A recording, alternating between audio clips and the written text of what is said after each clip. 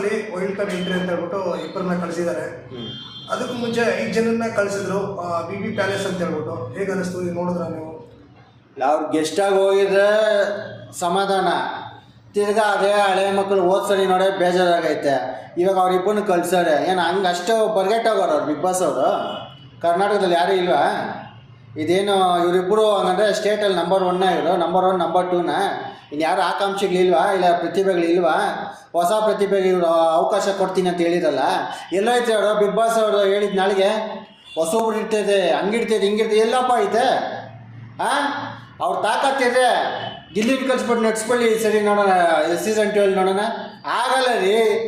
ಮಂಡ್ಯ ಕಡೆ ಹುಡುಗಿನಲ್ಲ ಕಬ್ಬಿಂಡಂಗೆ ಹಿಂಡ್ತಾವ್ರೆ ಅವನ್ನ. ಯಾರು ಹೇಳೋರು ಕೇಳೋರು ಇಲ್ಲಲ್ಲ. ರೈತರ ಮಕ್ಕಳನ್ನ ಹಂಗೆ ಹಿಂಡ್ತವ್ರು ಹಾಕ್ಕೊಂಡು ಕಬ್ಬು ಕಾಲು ಯಾರನ್ನ ಹಿಂಡ್ತಾವ್ರು ಅವ್ನು ಹಾಕ್ಕೊಂಡು.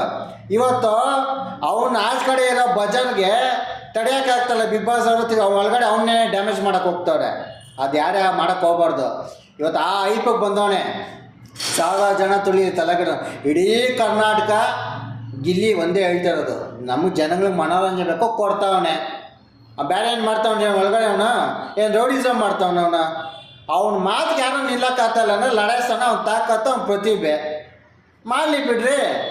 ಅವನ ಒಳಗಡೆ ನೀವು ಇನ್ನೂ ಐಪು ಬರಲಿ, ಗಿಲ್ಲಿಯಿಂದ ಬಿಗ್ ಬಾಸ್ ಇನ್ನೂ ಓಡಲಿ ಅಂದ್ಬಿಟ್ಟು ಅವ್ನಿಗೆ ಡ್ಯಾಮೇಜ್ ಮಾಡೋದು, ಅವ್ನಿಗೆ ಮಾನಭಂಗ ಮಾಡೋಂಥ ಕೆಲಸ ಮಾಡೋದು, ಅವ್ನಿಗೆ ಇರಿಟೇಷನ್ ಮಾಡೋದು, ಅವನ್ನ ಕುಗ್ಸೋದು.